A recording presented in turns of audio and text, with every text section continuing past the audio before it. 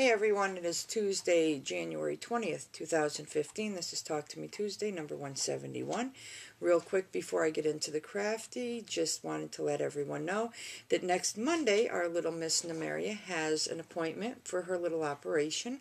So if everyone would keep her in their thoughts, that everything goes okay, that would be greatly appreciated. And I will let everyone know Tuesday how things go. And once again, a very big thank you for Mr. Terry Tinsel's wonderful kindness and generosity. He is helping this become a reality. And I'm sure she'll be much happier, and so will we. So, anyway, that being said, once again, thank you very much, Terry, and I will give everyone an update in Tuesday's video. So, moving on to the crafty. First up, I showed a glove last week that was a failed first attempt. Well, I'm not going to call it a fail anymore. I have been using it in the kitchen, and let me tell you, of glove, move over. I didn't pay no $15 plus shipping for you. What I made is a lot better. I've been using it for holding on to hot handles on pans, and I actually this morning cooked up some noodles, and I was able to hold the pan itself with boiling hot water and cooked noodles in it and not feel any heat. So that tells me that's a really good glove. So maybe it was just that glove's intended purpose was not to be used outdoors, but to be used indoors. So thinking of making another one or two because that works really well. So never know. You'll see. So I showed you last week a pair of gloves that I was working on, and I did get them finished. And yeah. Ta-da! Here they are. I absolutely love them. They fit really well. They're nice and warm. They're soft. They're comfortable.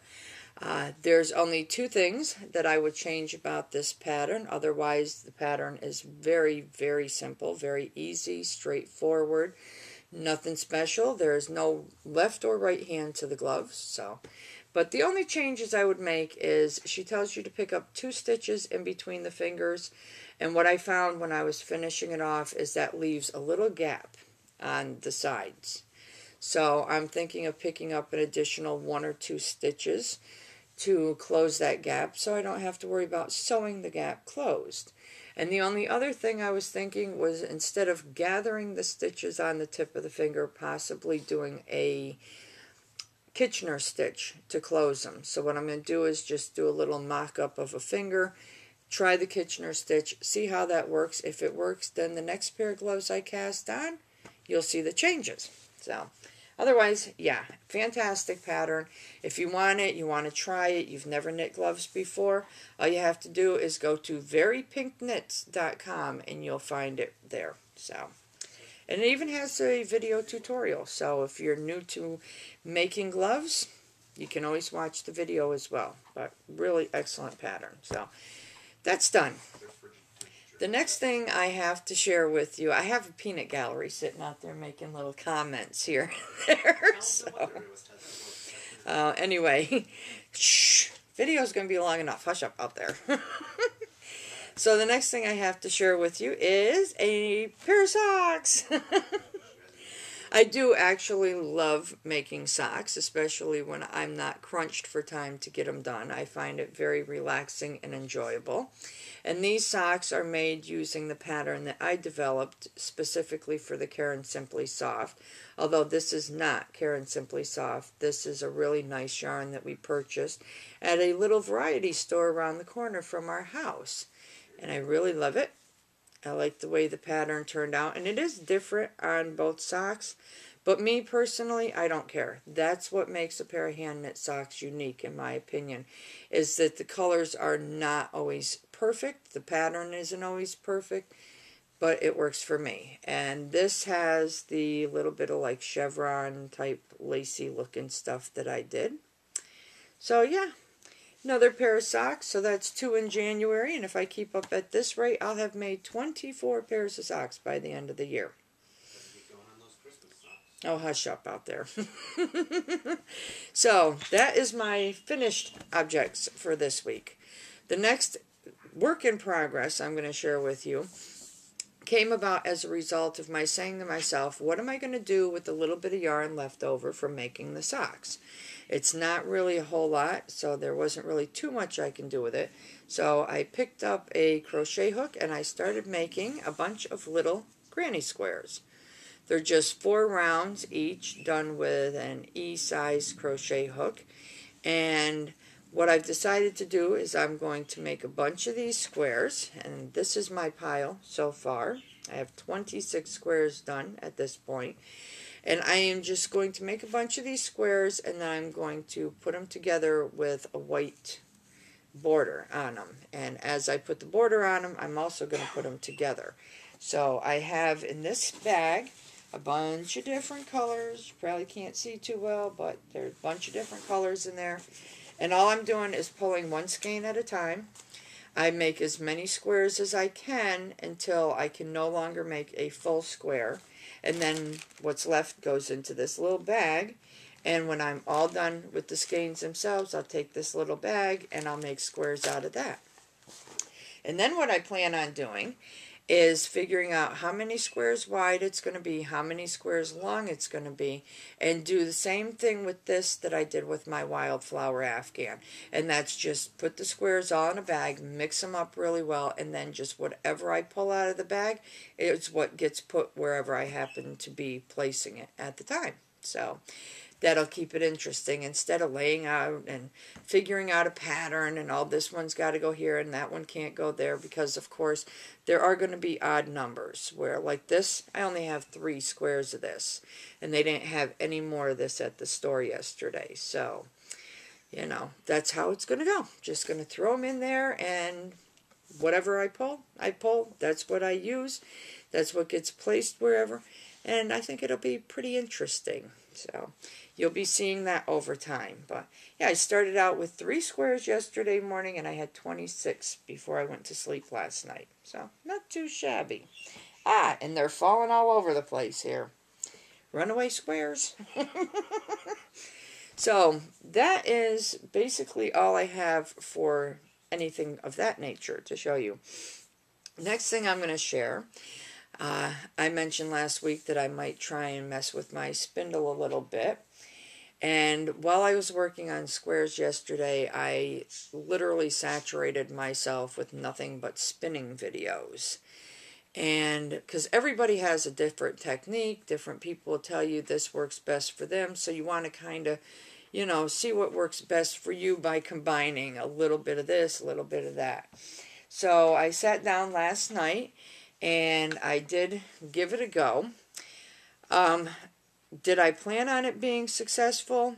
Not necessarily, because it was really my first time working with the fiber itself. So I have this tiny little ball.